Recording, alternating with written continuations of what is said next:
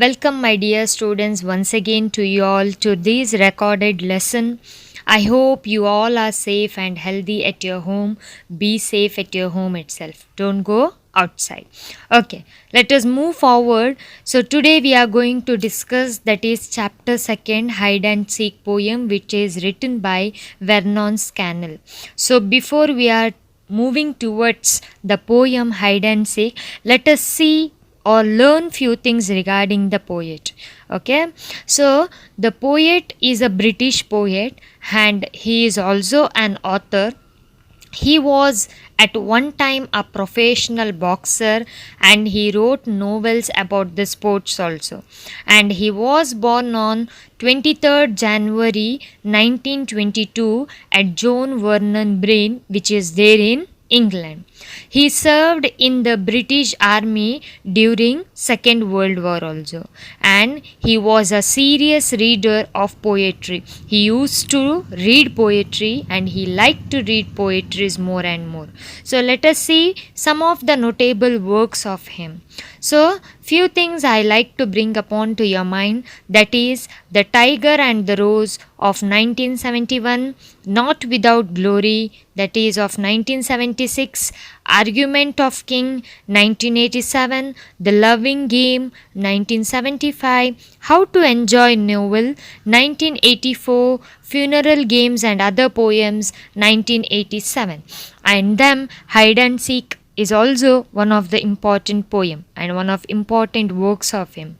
So coming back to his family background, so his family was poor and they used to frequently move from one place to another place, and his father who fought and took part in a first world war, because his family background was not so rich and he was poor, he was not able to continue the education and he left school at the age of 14 to work as a clerk in the insurance office.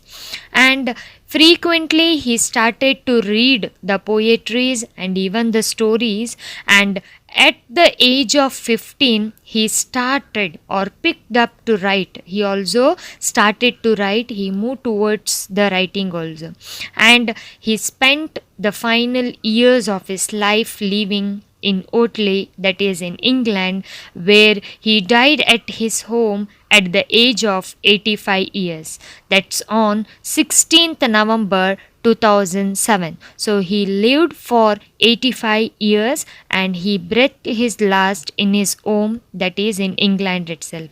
So this is regarding the poet. So now let us move towards the poem and let us see what the poet is saying about.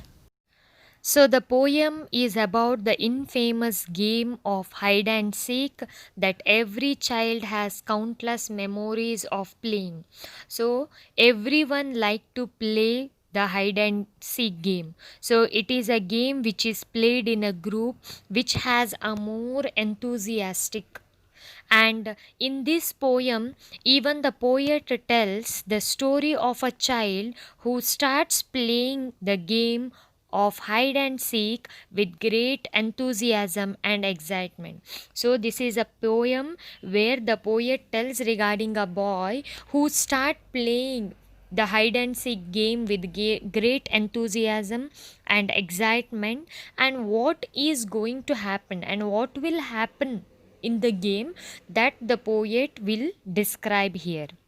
And one more thing I wanted to share with you, dear students, that is the original poem. If you see, that is the poem which is written by the poet, if you see that particular poem, there is only a one stanza there. So the poem comprises one undivided stanza of 26 lines.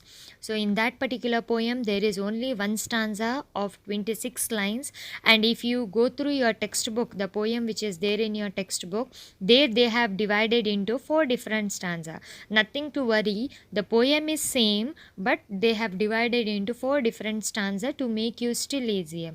So original poem, if you read, there is only one stanza which consists of 26 lines. Dear students, now I am going to recite the poem. You listen it carefully so that you can also recite it like that itself. Okay? Yahoo! I am ready. Come and find me. The sacks in the tool shed smell like a seaside. You make yourself little in the salty dark. Close your eyes tight and hope your feet aren't showing. Better not risk another call. They might be close. Don't sneeze. Whatever happens, the floor is cold. They are probably searching the bushes near the swing. What's that? The sounds like them? They are coming in. Don't breathe or move. Still, someone knocks a can. Dear students, as I had said you earlier, so there is a group of friends who are playing a game hide and seek. Now that is the time to hide somewhere else. So here a boy is taken a place, he has selected a place, he had hided in that particular place, and he calls his friend, Yahoo, I am ready, come and find me. So he is calling his friend, I am ready, I have already selected the place, you can't see me, so I am ready, come and find me. The sacks in the tool shed smell like a seaside. So what happens here? Where he has selected the place, he has selected the place in the tool shed. Tool shed means you can also say it as a storeroom, okay, where the tools are kept. In the storeroom we usually keep the things which are not needed. So here the tool shed is a place where the tools are kept, all the kinds of tools are kept in one particular room, that is called as tool shed. So in that particular tool shed there were few sacks, and that particular sacks were smell. How it was smelling? It was smelling like a seaside. If you move towards the seaside, in the seaside sometimes it smell little bit of odor, okay, so even in the tool shed also it is smelling like a seaside. You make yourself little in a salty dark. So that boy is saying to himself that to make sure to hide himself properly. So he is saying to himself that he has hidden in a proper place and he has to hide in a properly so that no one has to look after him. Okay, so he is saying to himself that make sure to hide himself properly, okay, to hide himself properly. And after hiding himself properly he says, close your eyes tight and hope your feet aren't showing. Okay, so one who closes the eyes, for him he is saying close your eyes tight.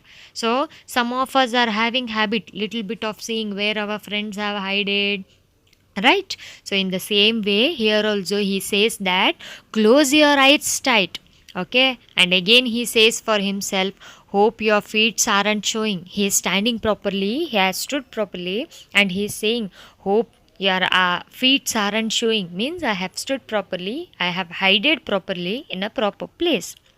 Better not risk another call, they might be close. So he thinks after hiding properly, after giving instruction to the self, he thinks that better to call once again. And he also thinks that better not risk another call, not to call them once again. Why? They might be close. If the friends are somewhere nearer to them, then the friends will easily catch, right? So he is saying to himself, better not to call once again because they might be close here somewhere. Don't sneeze, whatever happens, the floor is cold. So he is giving instruction to himself that you should not sneeze also. Why? The floor is cold. If you sneeze, the friends will easily get to know that you are somewhere and they will come and catch you. Right? So he is giving instruction to himself. He is saying to himself, don't sneeze. Whatever may happen, you have to not sneeze. The floor is cold. The floor is also cold. The room is also cold there. Then automatically the person will start to sneeze. So whatever may happen, whatever the floor is cold, whatever is the reason, you should not go to sneeze. They are probably searching the bushes near the swing. So he is thinking in his mind, mostly the friends are searching in the bushes or near the bushes, where near the swing there is a swing, near to the swing there is a bushes. The friends may be searching in that particular bushes, that I have hidden inside the bushes or behind, near to the bushes. So the friends are searching me there. And suddenly, what's that sound? That sound like them? They are coming in. And suddenly, that particular boy hears a sound. And hearing to that particular sound, he says, "What's that sound? Oh, I'm hearing something sound." So, what is that sound? That sound like them. He got to know. He think that hearing to that particular sound, that is the sound of them, means that is a sound of friends. They are coming in, means they are coming closer to me, they are coming closer to the place where I have hidden. Don't breathe or move, still someone knocks a can. So he is saying to himself, ultimately no one has to catch to him. So even he is saying that don't breathe or move. Even he has to not breathe also. Don't breathe or move, still means you have to stand as if you are. You have to not move, you have to stand straight as if you are, you have to stand. Someone knocks a can. So he is hearing a sound of knocking outside. So he says that someone knocks a can. So this is what he is saying to himself in this particular stanza. So he is calling his friends to come and find him. And where he has hidden in the tool shed. And in the tool shed, it smells like a seaside. And he is saying to himself that he has hidden himself properly. And he also says to the friend that close his eyes tightly. And he also says to him that your feet aren't showing, okay. And he thinks little bit better not to take risk once again, because they might be here, they might be close somewhere here. And he also gives instruction to him that not to sneeze, whatever may happen, not to sneeze. And the floor is cold, okay. Probably they are searching near to the bushes, near there, somewhere nearby the swings. So suddenly what happens? He hears a sound. So what is that sound? And that sounds like them. They are coming in. He is thinking that that is the sound of them and they are coming in. And again he says for himself, even don't go to breathe and don't go to move. Stand still, someone knocks a can. So you don't go to move also. Someone is knocking a can and coming towards you. Let us start the second stanza. Let us move towards the second stanza. I'm going to read out the second stanza. Listen it carefully, dear children. Feet mutter. Somebody comes very close. A scuffle of words, a laugh, and then they are gone. They might be back. Careful in case they come. They will try the greenhouse, then in here again. They are taking a long time, but they will come back. Rise a peep out? Perhaps not yet. They might creep in. A good hiding place this, the best you're ever found. It's funny thought, they haven't tried again. Can't hear a thing, they must be miles away. In the previous stanza, we have seen that the boy had hidden in particular place and he is giving a instruction to himself to be safe, okay, and to hide properly in a particular place. Let us see what happens in the second stanza. So, feet mutter, somebody comes very close. So, mutter is nothing but a soft voice, okay. It is a slow voice, it is a soft voice. Here what it is a feet mutters, means it is a sound of feet. While we are walking, a sound of feet will be there. So a sound of feet is coming. Somebody comes very close. Someone is coming very close toward the tool shed. So the feet sound is coming. A scuffle of words, a laugh, and then they are gone. The boy can hear some amount of sound. and some amount of laugh, and then they are gone. So the boys or the child who are playing over there outside, who are searching for the boy who had hidden in the tool shed, they are talking among themselves and they are laughing among themselves. So the boy can hear some amount of words they are talking and some amount of laugh. And what happened, he can hear only that much. Then what, they have gone. They might be back. Careful in case they come. So they might be back. Now they have come, but they can't find. They have went to search somewhere, but they might be back. They will come back. Ultimately, they will come back to search me. In case of they will come back, while they come back, careful in case they come. So be careful in case they come. So you should be careful while they come back again. They will try the greenhouse, then in here again. So nearby the tool shed, there is a house which is called as greenhouse. It is a kind of hut which is there small near towards the tool shed.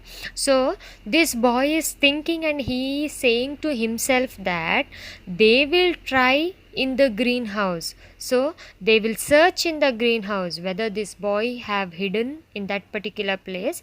They will search in greenhouse.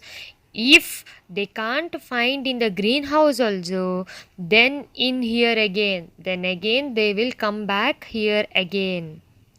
They are taking a long time, but they will come back.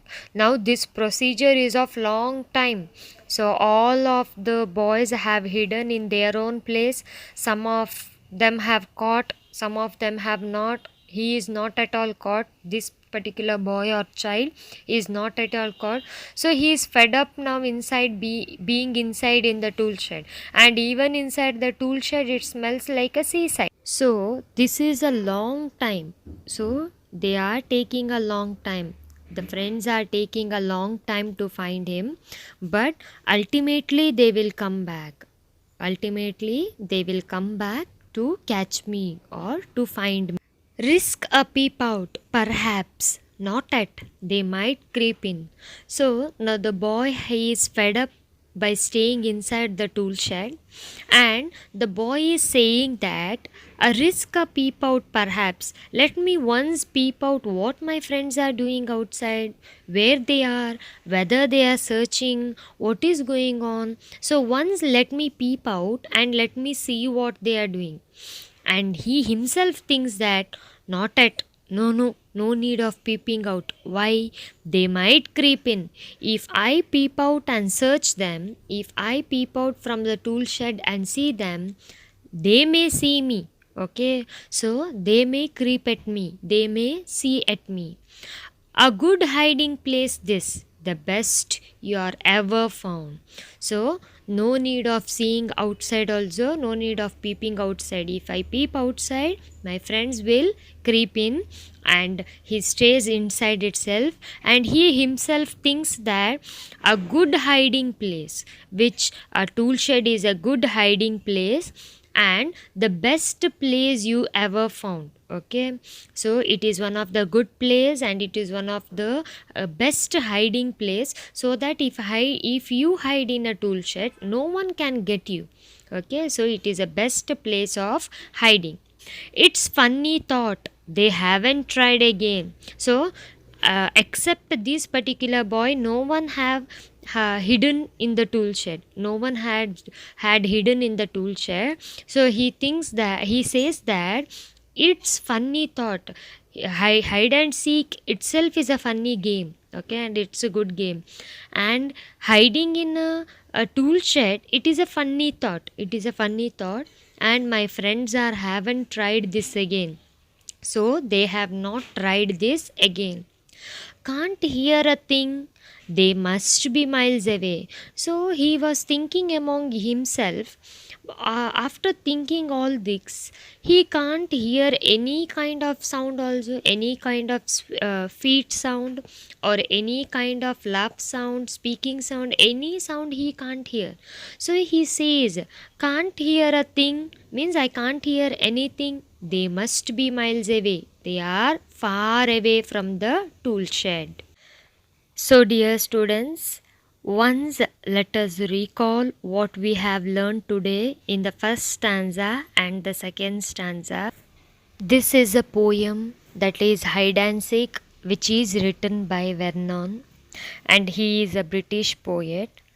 And he lived for about 85 years, and finally he died in England itself. So let us see regarding the poem. So here a group of boys, a group of friends who are playing a game that is hide and seek. In that particular time, one particular boy who hides in tool shed nearby there, and he calls, after hiding he calls his friend, I am ready, come and find me. And he goes and hides in a tool shed, and in the tool shed there was some of the sacks which was smelling like a seaside. Okay, and all the tool shed which was dark, and he was saying to himself, he was giving instruction to himself that to hide properly. Okay, to hide properly, so that his friends can't see him. And he also says for his friend that to close his eyes properly, so to close his eyes tightly. And again he starts to give instruction to himself that his feet aren't showing, so he have hidden properly. He thinks that let me call once again to my friend. Then he also thinks that no, not to call friend because he might be closer here somewhere. And he also gives instruction to himself that don't sneeze also. Whatever may be happening, whatever is the reason, you have to not sneeze. You have to not do any kind of sound. You have to hide properly. So when he hides in a particular place, he waits for a time, the friends will not come, then he starts to think that they might be searching me nearby the bushes, nearby the swings over there. So some amount of sound will start to come, and they will think what sound is that. He thinks that they might be coming near, and he says that don't go to breathe or don't go to move, you have to stand still. And someone is making a sound of knock, someone is knocking a can. This is regarding the first stanza. Let us see what happens in the second stanza. In the second stanza, the boy hears a sound of feet. So, by hearing the feet sound, he thinks that somebody is very closer to me. And he also hears some amount of words and laughing sound. Okay, by listening towards this sound, he thinks that they have come closer to me and they are gone. They have come closer, they have searched me, but they didn't see me, that's why they have gone. They might be back, they will come back. So, in case when they come back, be careful. Okay, and he also says that they may try in the greenhouse nearby the tool shed. There is a small hut there over there, so they may be searching me in the greenhouse over there. So after searching there, again they will come here. When they didn't find me there in the greenhouse, again they will come back here itself, even though they are taking a long time. So in order to find me, they are taking a long time. Whatever the long time they may take, ultimately they will come back here itself. And once that particular boy thinks that let me once peep out and see what my friends are doing about and where they are. And he says for himself, no, don't do that, they might creep in. If you peep out and see them, what they will do, they might creep in and they might find you. And he himself says that this place, that is the place of tool shed, is a good hiding place for them. If you hide there, no one can find you, so this is a blessed place. At the meanwhile, he can't hear any sound. He thinks that they are far away. Hope you understood these two stanzas, dear students. These two stanzas for this recorded lesson. I'll give you some home assignments. So, in that the first question is, where is the child hiding and why? And the second question is, what instruction does the child have to follow? Thank you.